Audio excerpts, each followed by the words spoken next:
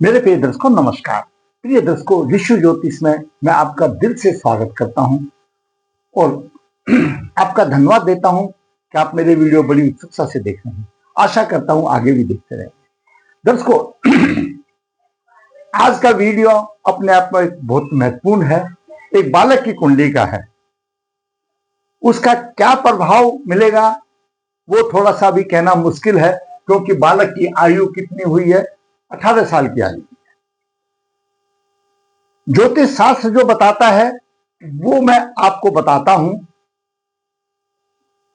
अगर आपको इस तरह के योग अगर आपने भी देखा है या आपने महसूस किया है, आपकी कुंडलियों में है, तो आप जरूर कमेंट बॉक्स में लिखना, हमको भी पता चलेगा। क्योंकि सारी चीजें हमारे अनुभव में तो नहीं आई है। तो 18 साल का बच्चा है, उसका क्या अनुभव में आएगा? जैसे जैसे और भी कोई होगा तो समय बीतता गया तो आएगा। तो जरूरी बात है, तो मैं आपसे ये आग्रह करूंगा कि ज्योतिष शास्त्र का जो कथन है वो मैं आपको बता रहा हूं, उसकी पुष्टि आपने करनी है। आप उसकी पुष्टि करोगे ताकि अच्छा होगा। क्यों? अभी 18 साल की आयु है ना। तो बिना देरी किए चलते हैं आज के वीडियो में। लक्ष्मी योग है। लक्ष्मी योग तो है, आने का तो रास्ता दिखाई मुझे भी देता है कि किसी भी व्यवसाय से कमाओ, वो तो एक अलग बात है, चाहे अच्छा हो या खराब हो अलग बात है। लेकिन रुकने का मुझे कुछ दिखाई नहीं देता। ठहरने का, माता लक्ष्मी का मुझे कोई स्थान उसकी कुंडली में दिखाई नहीं देता। विवाह में भी परेशानी है, दाम्पत्य सुख में भी परेशानी है और संतान की भी परेशानी है। अब लक्ष्मी योग है कमाने के लिए या उड़ाने के लिए, तो बाकी तो मुझे कुछ दिखाई नहीं देता। मैं जैसा है मैं आपका मार्गदर्शन करता हूं, उसकी पुष्टि दर्शकों मैं आपसे चाहता हूं। आप बताएं कमेंट बॉक्स में, आपने भी देखा होगा। मैं तो सिर्फ शास्त्र और कथन कहूंगा, क्योंकि 18 साल का युग है। मैंने जो देखा, एक दो देखा, कभी कभी ऐसी अजीब कुंडलियां आ जाती हैं। फिर भी मैं आपका पूरा मार्गदर्शन करने की कोशिश करूंगा। दर्शकों, ये 12 भाव है, लगन के भाव है, पूरी कुंडली के भाव है। ये लगन लगन स्वयं का प्रतिनिधि करता है। द्वितीय भाव धन का, कुटुंब का प्रतिनिधि करता है। तृतीय पराक्रम का भी और छोटे भाई का भी। चतुर्थ भाव माता का, सुख का है। पंचम भाव शिक्षा संतान का। छठा भाव रोग शत्रु का और संघर्ष का है। सप्तम भाव जीवन साथी का है। अष्टम भाव गूढ़ ज्ञान का भी है और मृत्यु जन्म और कष्ट का भी है और दीर्घकालीन रोग का भी है। नवम भाव भाग्य भाव है और दसम भाव शीर्ष केंद्र है, जिसको हमको सफलता मिलती है, दसम भाव है। और एकादश भाव आमदनी का भाव है। दूसरी तरफ द्वादश भाव सहवास सुख का भाव है, खर्चे का भाव है, दंड का भाव है, विदेश का भाव है। ये मोटे तौर पे मैं आपको बता रहा हूं। जातक की कुंडली लक्ष्मी योग, परंतु धन की हानि क्यों? विवाह बाधा, सुख कोसों दूर, क्या है ग्रह का योग? मेरा आकलन है, हो सकता है मैं गलत हूं, आपने भी देखा हो तो जरूर मुझे बताना। बालक का जन्म 28 नवंबर 2007 कृष्ण पक्ष 4, पुनर्वसु चरण 3 बुधवार को 3 बजे सुबह हुआ। कन्या लगन हुआ। कन्या लगन की 20 डिग्री है। शुक्र कन्या राशि में नीच राशि का हो जाता है, 27 डिग्री लेकर के। शुक्र नवम भाव का स्वामी है, भाग्य भाव का स्वामी है और द्वितीय भाव का स्वामी है। आगे बताएंगे।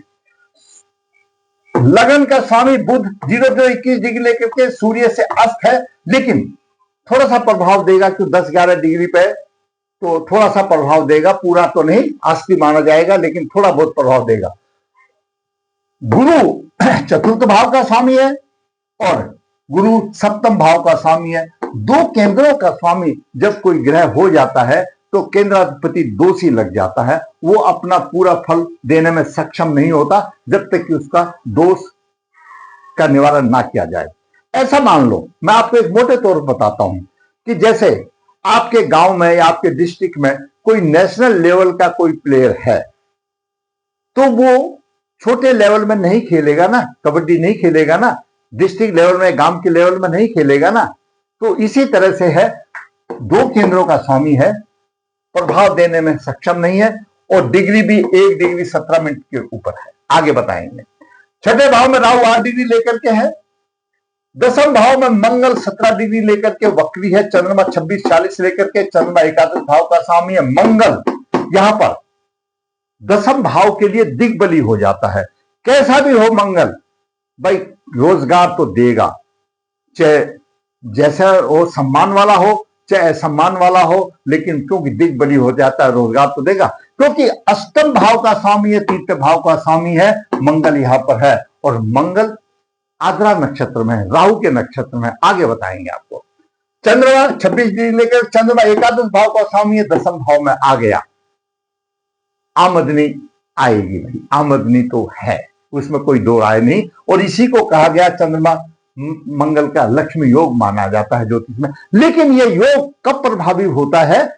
जब चंद्रमा तो शुभ भाव का स्वामी है, एकादश भाव का स्वामी है, मंगल शत्रु है, कन्या लगन का मंगल शत्रु अष्टम भाव का स्वामी है। और दर्शकों यहां पर चंद्रमा भी एक लगन है, मिथुन लगन के लिए मंगल छठे से छठा परम पापी है। जब परम पापी हो गया तो फिर लक्ष्मी योग में इतनी दृढ़ता नहीं आई। पैसे तो आएंगे लेकिन वो बात नहीं रही। क्यों? अशुभ अकारक है मंगल, रोग देने वाला है मंगल। और द्वादश भाव में शनि 14 डिग्री लेकर के केतु के साथ सिंह राशि में, द्वादश भाव भी खर्चे का भाव है। अभी दर्शकों देखिए, कन्या लगन का जो है, कोई भी जातक कन्या लगन का होगा, वो हर एक काम को जल्दी से करता है। उसके विचार में सोच विचार नहीं करेगा, अब मैं थोड़ा सा सोच लूं कहीं गलत होगा नहीं होगा, ऐसे होगा।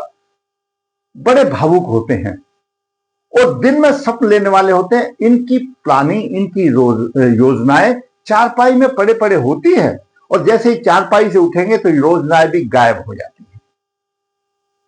माना जाता है कि बुद्धिमान होते हैं कि बुध की राशि है, तेज होते हैं, चालाक होते हैं। और लगन में शुक्र आ गया नीच राशि का। अब आई शुक्र की बारी। जब शुक्र नीच राशि का है, यहीं पर मैं बता दूं, कहीं भूल ना जाऊं, नवास कुंडली में भी 27 डिग्री लेकर 19 में कन्या राशि में है, तो नवास कुंडली में भी नीच राशि का होगा। भाग्य भाव का स्वामी है, द्वितीय भाव का स्वामी है। भाग्य भाव धर्म भाव है, द्वितीय भाव धन और कुटुंब का भाव है। शुक्र नीच राशि में हो गया। ना कुटुंब का सुख, न धन का सुख, ना धार्मिक प्रवृत्ति, ना भाग्य का सुख, ऐसी रही। और धन प्राप्ति के लिए अनुचित साधन का प्रयोग करने वाला होगा, और ऐसे जातक को भाग साथ नहीं देगा। यहां पर पॉइंट नोट कीजिए, अनुचित जाति के, ये मैं नहीं बता रहा हूं, ये बुद्धि ऐसी हो जाती है उसकी, जो धनेश है वो। सूर्य द्वादश भाव का स्वामी तीसरे भाव में है, भाई बहन के सुख में नहीं, साहसी तो है, पराक्रमी भी है, बहुत हिम्मत वाला है, लेकिन धर्म के क्षेत्र में सामान्य। ऐसे जातक के या तो बड़े भाई होते नहीं, या बड़े भाई का सुख भी नहीं मिलता, अगर है तो सुख नहीं मिलता। शनि की बात करें तो शनि छठे भाव, पंचम भाव का स्वामी है, छठे भाव का स्वामी है, द्वादश भाव में है, केतु भी साथ में है। खर्चा अधिक, इतना खर्चा कर देता है कि आमदनी उसकी कम पड़ जाती है। कुटुंब का शनि यहां से उच्च दृष्टि से देख रहा है, यहां पर पैसा नहीं रुकने देगा, और कुटुंब का सुख भी परेशानी से मिलता है। तो उच्च दृष्टि से देख रहा है तो कुटुंब का सुख भी थोड़ा सा परेशानी मिलता है। कोई बात नहीं, कुटुंब का थोड़े दिन के बाद है, उसके बाद सब अलग हो जाते हैं। लेकिन ये द्वादश भाव है, सहवास सुख नहीं है, सहवास सुख की हानि हो रही है, क्योंकि राहु भी यहां पर देख रहा है। सहवास सुख, द्वादश भाव पीड़ित है, खर्च आदि, सहवास सुख नहीं, ये सारी परेशानियां आ रही। मामा का सुख नहीं है भाई, यहां इसको मानसिक परेशानी होगी। और राहु शतबीजा नक्षत्र में है, मंगल आद्रा नक्षत्र में, राहु मंगल को देख रहा है। क्यों? राहु के नक्षत्र में है मंगल, और मंगल तो दिग्बली है। जब राहु का प्रभाव मंगल पर आ गया तो अनाप शनाप कमाएगा। फल दीपिका क्या बोलती है 18 अध्याय में, चंद्रमा मंगल की युति के लिए, ऐसी के लिए नकली सामान बनाने वाला, यानी कुछ भी हो नकली, एक पॉइंट वाली बात मत जाओ, मतलब घटिया किस्म का सामान बनाने वाला, बनावटी उसका कारोबार, शराब भी हो सकता है, और स्त्री द्वारा ऐसा रोजगार ऑर्गेनाइज करेगा, और माता जी के लिए प्रतिकूल होगा। मैं नहीं बोलता हूं, फल दीपिका अध्याय 18 में वर्णन इसका है। परेशानी आ गई, यहां पर परेशानी। अब देखिए, ये मैंने कुंडली का आपको साल बता दिया। अब निचोड़, जन्म नक्षत्र पुनर्वसु, 22वां नक्षत्र अश्विनी, अश्विनी के स्वामी केतु है। केतु विनाशकारी बन गया। केतु की दृष्टि यहां पर भी है, सुख की हानि हो गई। क्यों? केतु विनाशकारी है, सुख की हानि हो गई, इसमें कोई डरावट नहीं। यहां पर भी है तो परेशानी आ गई, छठे भाव में रोग शत्रुओं से परेशानी आई। लेकिन राहु है, लड़ता है, विजय हो जाती है उसकी, ऐसी कोई बात नहीं है। लेकिन केतु सवा सुख में परेशानी देना। गुरु की 1 डिग्री 17 इंच पर है, विश्व नवास में है। अब गुरु देखिए, एक तरफ हमने लक्ष्मी योग बता दिया। गुरु धन का कारक है, गुरु धन का कारक है और संतान का कारक है, आध्यात्मिक है। तो ये, और कुंडली में सप्तमेश भी है, चतुर्थ भाव का स्वामी है, तो सुख भी गया, सप्तमेश गया, शादी भी से भी होगा, और धन का कारक है तो धन भी नहीं, क्योंकि विश्व नवास में है, धन नहीं होगा भाई। गुरुदेव नहीं दे रहे हैं धन, क्योंकि धन का कारक है, विश्व नवास में है। दूसरा, शुक्र भी धन है।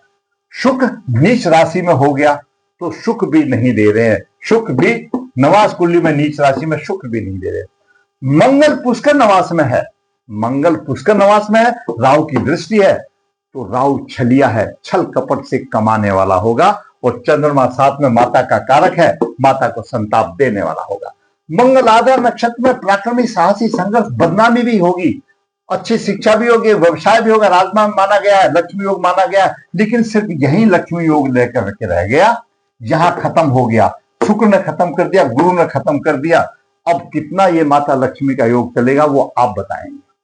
खर्चा अनाप शनाप हो गया, एसबीआई बैंक तो खाली है, सिर्फ चंद्रमा दे रहे आएगा, उसमें ऐसी कोई दो राय नहीं, आएगा। लेकिन अगर अभिभावक सोचे अगर हमारा बच्चा तो बहुत लक्ष्मी योग है, बहुत होना, भाई वो नहीं है, क्योंकि एक से नहीं होता है। द्वितीय भाव धन का भाव है, ये द्वितीय भाव धन का भाव है।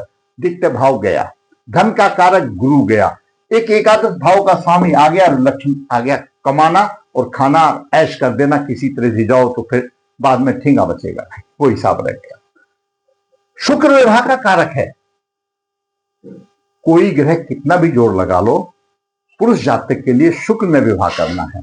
और पुरुष हो या स्त्री हो, दाम्पत्य सुख, भोग विलास, शुक्र गुप्त अंगों का स्वामी है, दाम्पत्य सुख भी सुख देने वाला है। तो शुक्र देव तो नाराज हो गए, शादी का शराब हो गया, शुक्र देव तो नाराज हो गए। दाम्पत्य सुख कहां से मिलेगा, शादी कहां से होगी? गलती से कोई ग्रह की दशा अच्छी आई तो हो भी गई तो तलाक भी तैयार है। क्यों? नवास कुंडली में भी शुक्र नीच राशि का है और सप्तम भाव का स्वामी गुरु विश्व नवास में है। ये स्थिति ऐसी रही, बड़ा सोच विचार वाली बात है। लक्ष्मी योग कहूं, धन की हानि भी साथ साथ हो रही है, आ भी रही है, खर्चा भी हो रहा है, शादी में भी रुकावट हो गई, घर भी नहीं बसेगा, बच्चे भी नहीं होंगे। क्यों? संतान कारक तो विश्व नवास में चला गया, होंगे, परेशानी वाली बात होगी। देखिए, ज्योतिष शास्त्र ये कहता है इस बालक के कर्म ऐसे थे जो अपने कर्म लेकर के आया है। मैं एक बात आपको रामायण के प्रसंग का मैं बता देता हूं। जब राजा दशरथ को संतान नहीं थी तो वहां पर देवज्ञ जो भी थे उन्होंने उपाय बताया, भाई ये उपाय करो। उपाय करने से संतान दे देती है, भगवान तथास्तु बोलता है, लेकिन वो सुख देने वाली तो नहीं होती। सुख देने वाली तो वो होती है जो अपने आप में। तो संतान सुख में परेशानी आ गई, विवाह की परेशानी आ गई, दाम्पत्य सुख में परेशानी आ गई। चंद्रमा मंगल जैसे भी लाओ, लीगल इलीगल जैसे भी लाओ, खाओ कमाओ ऐश करो, और अपना ये पृथ्वी जो है एक स्टेज है, उसके बाद सभी ने चले जाना है, कुछ भी नहीं बचा। मैंने पूरी कुंडली का साथ आपको निचोड़ दिया है। अब आपके ऊपर छोड़ता हूं, तो बालक है, मैं शास्त्रों के आधार पर बताया है। वास्तविक अगर ये शास्त्र जो बताया वैसा प्रभाव दे रहे हैं तो आप कमेंट बॉक्स में जरूर लिखें, ताकि मेरा भी ज्ञान हो। मैंने शास्त्रों के अनुसार एक बालक की कुंडली का थोड़ा सा एक झलक में विश्लेषण किया, ताकि अभिभावक अभी से जाग जाएं, जो उपाय करना है कर लें उन्होंने, तो अभी तो वर्क कुंडली भी बाकी है, ताकि उस बालक की राह आसान हो। अगर आपको अच्छा लगा है तो लाइक करें, शेयर करें, और जिसे चैनल सब्सक्राइब नहीं सब्सक्राइब करें, ताकि आने वाली भी वीडियो भी आपका मार्ग वृद्धि करे। धन्यवाद।